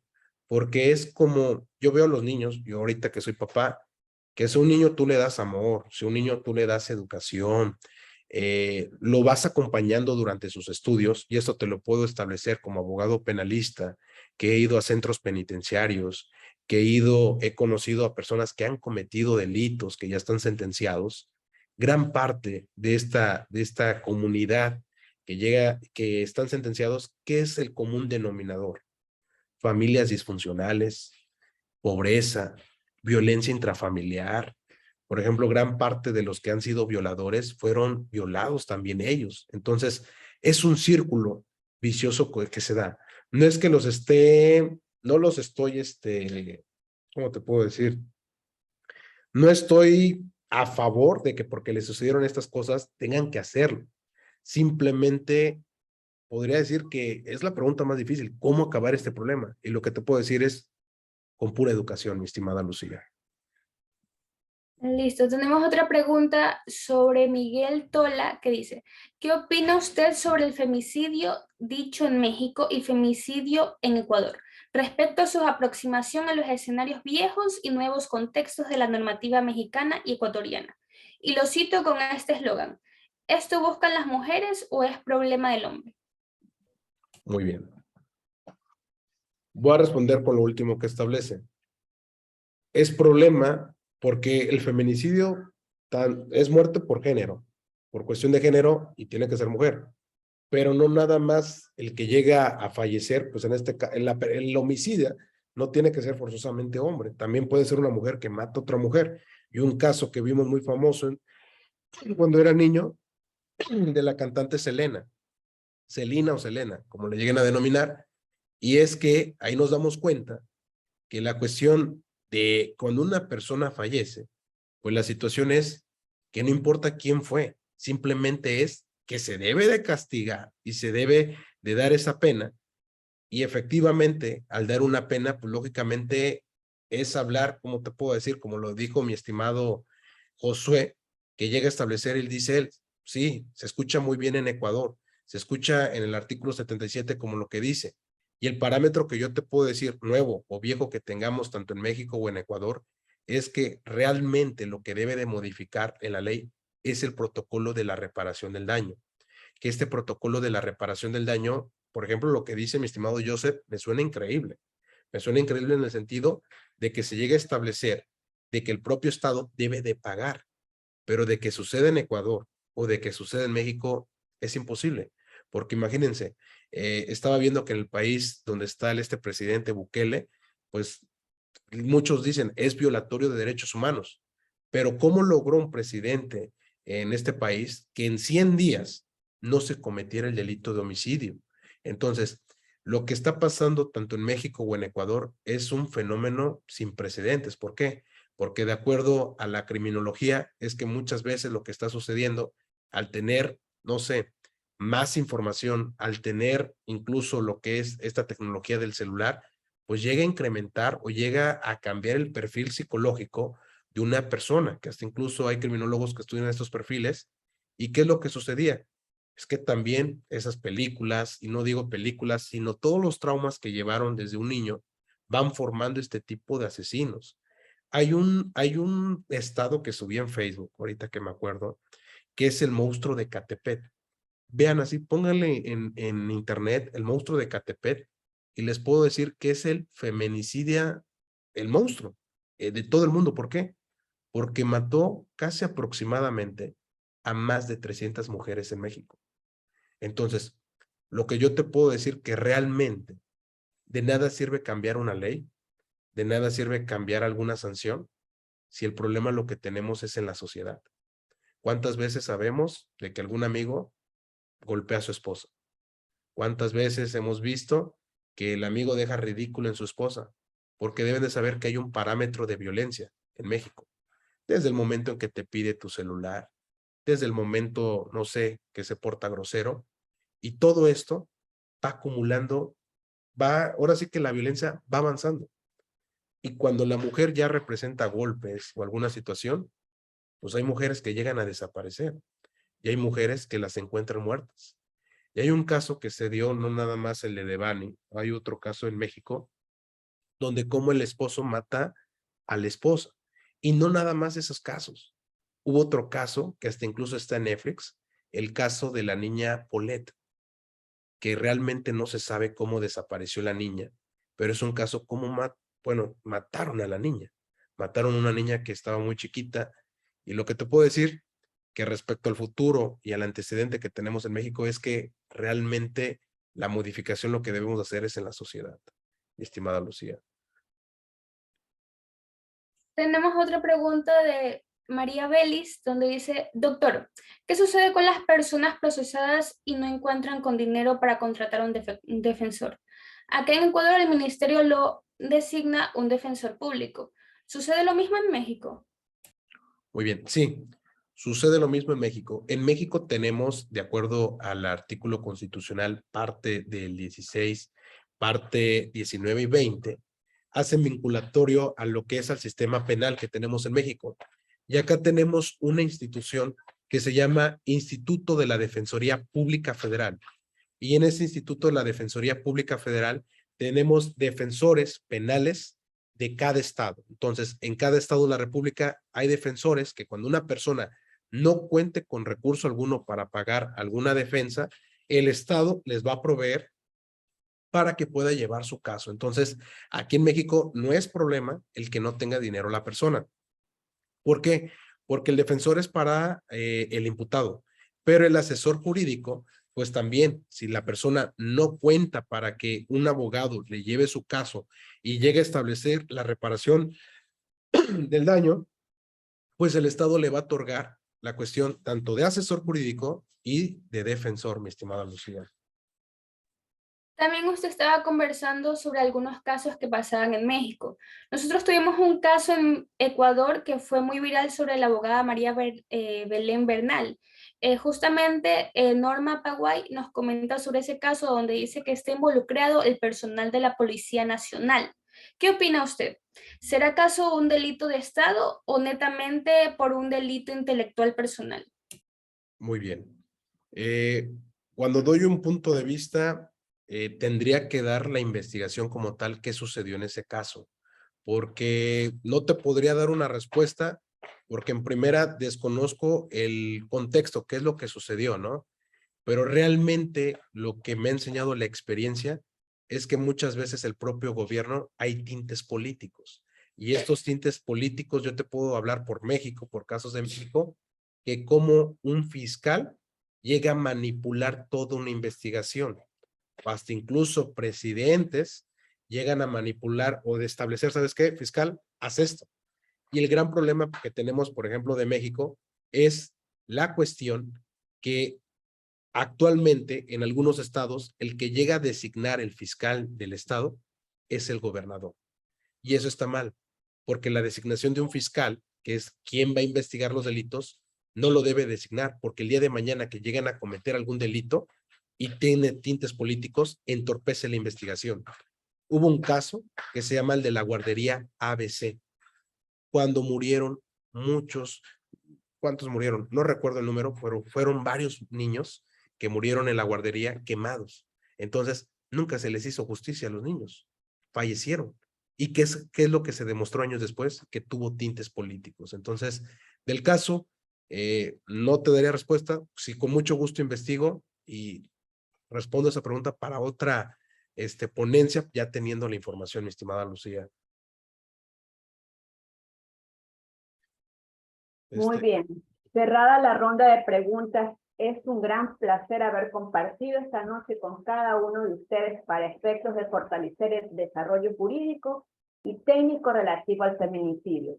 Los invitamos a estar atentos a nuestras redes sociales para la continuación del seminario y recuerden, somos UGES. Muchas gracias a todos. Doctor, sus palabras de despedida. Pues, mis queridos amigos de Ecuador, a toda la familia jurídica que me acompaña de diferentes partes del mundo, sobre todo de México, muchísimas gracias a todos los amigos también que tuvimos de España y a toda la gente que nos vio en Facebook, de verdad, muchísimas gracias. Agradezco al país que me invitó, que es Ecuador, a Ángel Hernández, a mi estimada licenciada, espero pronunciar bien su nombre, Marjorie Yeren, a Lucía Cuevas, de verdad, muchísimas gracias. A todos los que me acompañaron el día de hoy, sin duda me llevo pues una gran experiencia. Es la segunda vez que me presento ante ustedes. La primera fue hace un año y sin duda es un gusto conocer a diferentes abogados de todo el mundo. Recuerden que cualquier duda, pues estamos ahí a sus órdenes en mi página de Facebook oficial, Eduardo Jaime Román. Ahí tenemos pues más de 1000 videos hablando del derecho. Yo sé que para los de Ecuador, a lo mejor sí les puede servir para derecho comparado, pero ya para el derecho doctrinario de Ecuador como tal, pues ya no, porque cambian algunas variantes. Pero me quiero despedir de todos los que estuvieron conmigo, Elena Carvajal, a María Isabel, María Leonor, a Gabriela, Liviet, Livia Mercedes, Esther, Nelson, Santana, Guillermo, Raúl Silva, mi querido amigo, Alexandra, Marco Córdoba, Jimena Barreto. Saludos a Fernando Josué, a mi estimado Franklin. Saludos a Denise, Iris Rebeca, saludos y bendiciones. A Georgina Isabel, de verdad, muchísimas gracias a todos. A mi estimada Nancy, que está con nosotros, a Carlos Alberto, a Cristóbal Sabandos, de verdad, muchísimas gracias. A todos los que me acompañaron, muchas, muchas gracias. Y para finalizar, les pido una disculpa. Yo sé que no tengo la voz original y se me cortó. Fue la primera vez que me sucede en toda la historia de las ponencias, pero siempre hay una primera vez y mi primera vez fue con Ecuador, que ya me estaba quedando sin voz. Que tengan una bonita noche y muchísimas gracias.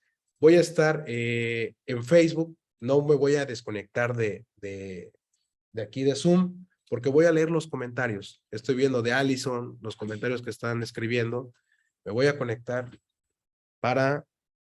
voy a transmitir en vivo y quien gusta acompañarme como unos 10 minutos antes de que... Doctor, realizan una última consulta, ya que realmente los compañeros todavía siguen ingresando, le comento a la ponencia que usted está desarrollando. Tenemos una consulta para ella también, que usted la pueda conocer. Dice, ¿cuál fue la ley que nos recomendó leer para estar al tanto y poder complementar con el tema? Muy bien. Yo lo que les puedo recomendar, es de 3 hojas, la Declaración Universal de los Derechos Humanos. Incluso es copia y calca de varias cuestiones del proceso penal. Sacaron ahí principios, por ejemplo, el principio de presunción de inocencia. Si estaba desde 1945, en México lo llegan a establecer hasta en el año 2014. De la pensión alimenticia, en esas 3 hojas te establece de la pensión alimenticia, te establece hasta incluso de la educación. Son muchas cosas, son 3 hojas. Pero yo lo que les puedo recomendar es que lean acerca de las facultades de la Corte. Yo voy a iniciar la transmisión aquí en Facebook. Le voy a poner muchas gracias. Espérame, nada más rápido para que... Muchas gracias, familia jurídica. Muchas gracias, familia jurídica. Muy bien, entonces yo lo que les puedo recomendar es leer tratados internacionales, leer protocolos, leer convenios y sobre todo leer todo tipo de jurisprudencia y actualización que tenemos en la ley. ¿Por qué? Porque la falla que les estaba estableciendo, que tenemos muchos abogados que dominan el fuero común, está bien. Son pocos los que dominan el fuero federal en México y en Ecuador. El claro ejemplo es cuando hablamos de la Corte Interamericana de Derechos Humanos, es que son muy pocos los abogados. ¿Y por qué digo son muy pocos? Porque no rebasan ni 15 asuntos a Ecuador que llegan ante la Corte Interamericana de Derechos Humanos. Y la cuestión es ¿por qué no llegan? Porque muchas veces el abogado ya no sabe qué hacer en el sentido cuando no se le da justicia en su propio país, pues dicen, bueno, ya culminaron todas las etapas, ya me fui ante los recursos, medios de impugnación que me establecía la ley, y llegan a establecer, bueno, es asunto perdido, pero la verdad es que no. Por eso yo los invito, si ustedes, no sé, tienen algún tipo de asunto, algún familiar que está en la cárcel, algún familiar que nunca se le hizo justicia, con mucho gusto les puedo, no presumir, pero sí decir que por eso tomé la decisión de hacer la maestría en Derechos Humanos. ¿Por qué? Porque ahí me enseñaron a dominar el sistema internacional de los derechos humanos que tenemos. Y eso es importante para Ecuador. ¿Por qué? Porque Ecuador está en el Pacto de San José y está también en la Corte Interamericana de Derechos Humanos. Entonces, es un arma poderosa como juristas que ustedes pueden establecer. Entonces, muchísimas gracias a todos los que están aquí en Facebook. Van a salir en mi transmisión en vivo, así que se ponen guapos. Estábamos 300, pero ya ahorita quedamos 210 personas. De verdad, muchísimas gracias a todos.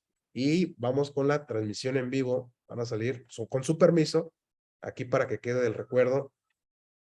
Aquí estamos con toda la familia jurídica que nos acompañó aquí, aquí en Zoom. Vean, aquí van a salir. Aquí tenemos a todos los abogados. De verdad, muchísimas gracias. Voy a estar leyendo los comentarios que me escribieron. Muchas gracias.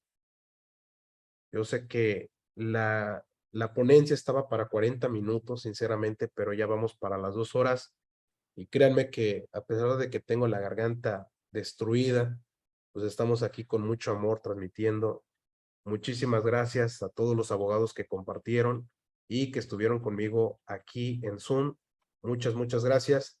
Y primero Dios, hago la promesa de estar primero Dios en Ecuador. Aquí en Zoom tengo muchos comentarios muy bonitos. y lo voy a transmitir en Facebook para que quede en video para toda la vida. Y la primera parada que va a realizar es la Universidad Estatal de Milagro, doctor, porque Ahí, lo vamos a estar esperando. sí, ahí voy Claro, La Universidad Estatal de excelente. Milagro está en mi corazón siempre, ¿eh? Perfecto, perfecto. Y eso sería todo. Muchas gracias a todos los que nos han acompañado el día de hoy para Unión Jurídica Estudiantil. Siempre es un placer formarnos en estos criterios profesionales y jurídicos que nos aportan a cada uno de nosotros. Andrea, Un abrazo a la distancia. Sí. me Muchas das gracias. paso darle unas palabras al doctor, la verdad. Doctor, la verdad estoy una vez más agradecido.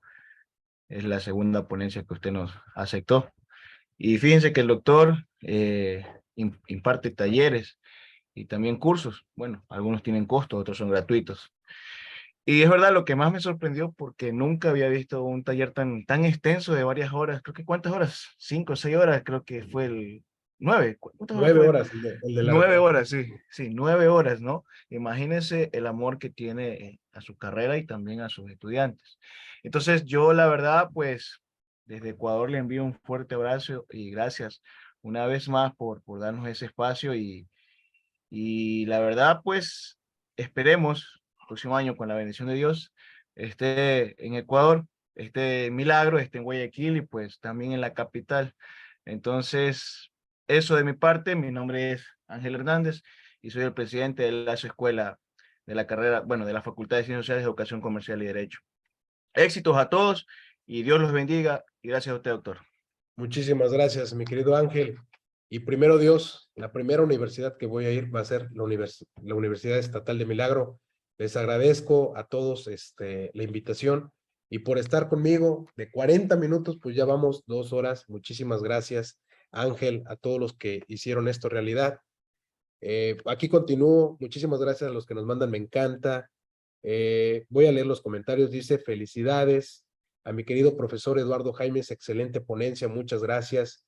Marlene dice, muy buena ponencia, muchas gracias, doctor, por compartir sus conocimientos. Muchísimas gracias. ¿Cuál es la serie que nombró en temas de derecho?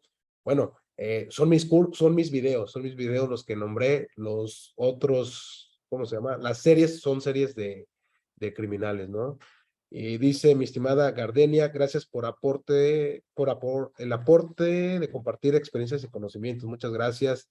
Bexi, muy interesante, doctor. Saludos desde la Universidad UTEC. Saludos, mi estimada Bexi, que estás muy bien. Saludos, dice, en Ecuador no se realiza el tipo de acción por el hecho de que demora mucho tiempo. Muy bien. Dice, felicidades, Edith, muchas gracias por la aportación. Muchas felicidades, muchas gracias. Denise, excelente ponencia. Digna Cedeño dice, le esperamos, doctor. Muchísimas gracias. Muchas gracias. Igualmente, gracias a los organizadores. Muchas gracias a la Universidad Estatal de Milagro. Karina dice, excelente, muchas gracias, muy interesante. Dice Oscar Saavedra, excelente ponencia, doctor. Ojalá y se continúe realizando eventos tan productivos como estos. Saludos desde Colombia. Nos ven desde Colombia. Muchas gracias a los de Colombia. Si no, si Dios me permite, nos vemos en diciembre. Si da aquí para despedir el año, de verdad me encantó estar con ustedes. Dice José Vergara, yo no soy de la Universidad de Milagro, doctor, la verdad soy de la UTPL y es tan grato ver profesionales como usted en esta carrera tan grande que es el derecho tener un profesional como ustedes. Muchísimas gracias, mi querido José. Dayana, excelente doctor, muy importantes sus aportes, muchas gracias, de verdad crean que ver estos comentarios, no, de verdad me van a hacer llorar, tan hermosos comentarios, excelente ponencia, dice Rafael, Cristóbal, excelente doctor, éxitos, dice Silvana Patricia, gracias a usted doctor, muy buena ponencia, esperemos poder volver a tener personas como usted para asesorarnos, estamos a la orden. Fernanda dice, Dios le bendiga, muy amable y sus conocimientos, gracias a un gusto. Excelente ponencia y lo esperamos en Ecuador. Primero Dios nos vemos allá en Ecuador. Excelente ponencia, magistral la conferencia, excelente ponencia. Dice, soy alumna de LIC Eduardo y le recomiendo tomar sus cursos. Es excelente ponente, saludos cordiales. Muchas gracias, mi querida Vianey. Muchas gracias, mi querida amiga. Saludos a Ramiro, dice gracias por compartir sus conocimientos y a los organizadores, saludos desde Guatemala, fíjense, tenemos a Guatemala, Ecuador, México, Colombia, Gracias, doctor, por su ponencia que mejore de salud. Muchísimas gracias a todos los que están aquí conmigo. Muchas gracias. Vean estos comentarios tan bonitos. Karen Hernández, excelente ponencia. Un orgullo de tener un gran abogado en nuestro país. Muchísimas gracias, Karen. Gracias por pensar eso de mí. Excelente ponencia, excelente ponencia. Muchas, muchas gracias. Y pues bueno, mis queridos amigos, me paso a retirar. Les agradezco a todos por los que estuvieron conmigo aquí. Voy a dejar algunos de los comentarios que me escribieron acá. A ver, de verdad dice, no, increíbles sus comentarios, son muchos comentarios, pero se los agradezco, mis queridos amigos. Ahorita pues voy a estar aquí. Tengo una reunión a las 9:10, tengo la reunión. Incluso si les platicara, yo siento que sí me voy a dar un pequeño respiro, porque hace una semana, el fin de semana, estuve en Ciudad de México. El día jueves estuve en Chilpancingo, después Acapulco, después Cuernavaca, y andamos así. Y pues bueno, me tengo que retirar, mis queridos amigos. Tengo ahorita una cita con un cliente que es también de forma virtual. Y muchas, muchas gracias. De verdad me voy muy contento. El día de hoy voy a dormir muy contento. Nos vemos a toda la familia jurídica. Nos vemos en el gran curso que tenemos esta próxima semana, martes, miércoles y jueves, 22, 23 y 24 de noviembre, 7:30 p.m. en un evento exclusivo de Facebook. Recuerden que el evento exclusivo de Facebook se ve alta calidad en este evento. Y les agradezco a todas las personas que me acompañaron el día de hoy en mi tercera conferencia internacional, segunda conferencia internacional con la Universidad Estatal de Milagro. Dice Andrea Antonella, los de UNEMI nos vemos en el Congreso de Manta. Entonces, a toda la familia de Ecuador, que les vaya muy bien en su Congreso de Manta, que se la pasen increíble, sigan estudiando. Vi tus fotos, mi estimado Ángel, que estuviste, creo que en Quito, de verdad, mil respetos para los de Ecuador. Qué gran organización tienen en los eventos, y les agradezco a todos los abogados que me vieron de diferentes partes del mundo. Isabel Briones dice, una excelente noche y siga cosechando éxitos en su vida profesional. Muchísimas gracias, Isabel. Ingrid, por favor, ¿nos podría repetir sus redes, por favor? Pues sería un honor seguirlo. Dios le bendiga. Muy bien. Mis redes sociales, es la primera vez que voy a decir todas las redes sociales. Tengo las principales redes sociales personales en Facebook, Eduardo Jaimes Román. En Instagram estoy como Eduardo Jaimes R. En Twitter estoy como Lalito Jaimes, así estoy, Lalito Jaimes, o me pueden buscar como Eduardo Jaimes, pero hay varios perfiles de Twitter falsos míos. El que tenga 160 siguiendo, si no mal recuerdo, ya no me he metido en mi Twitter hasta hace una semana, ese soy yo, el que aparezca Eduardo Jaimes Román.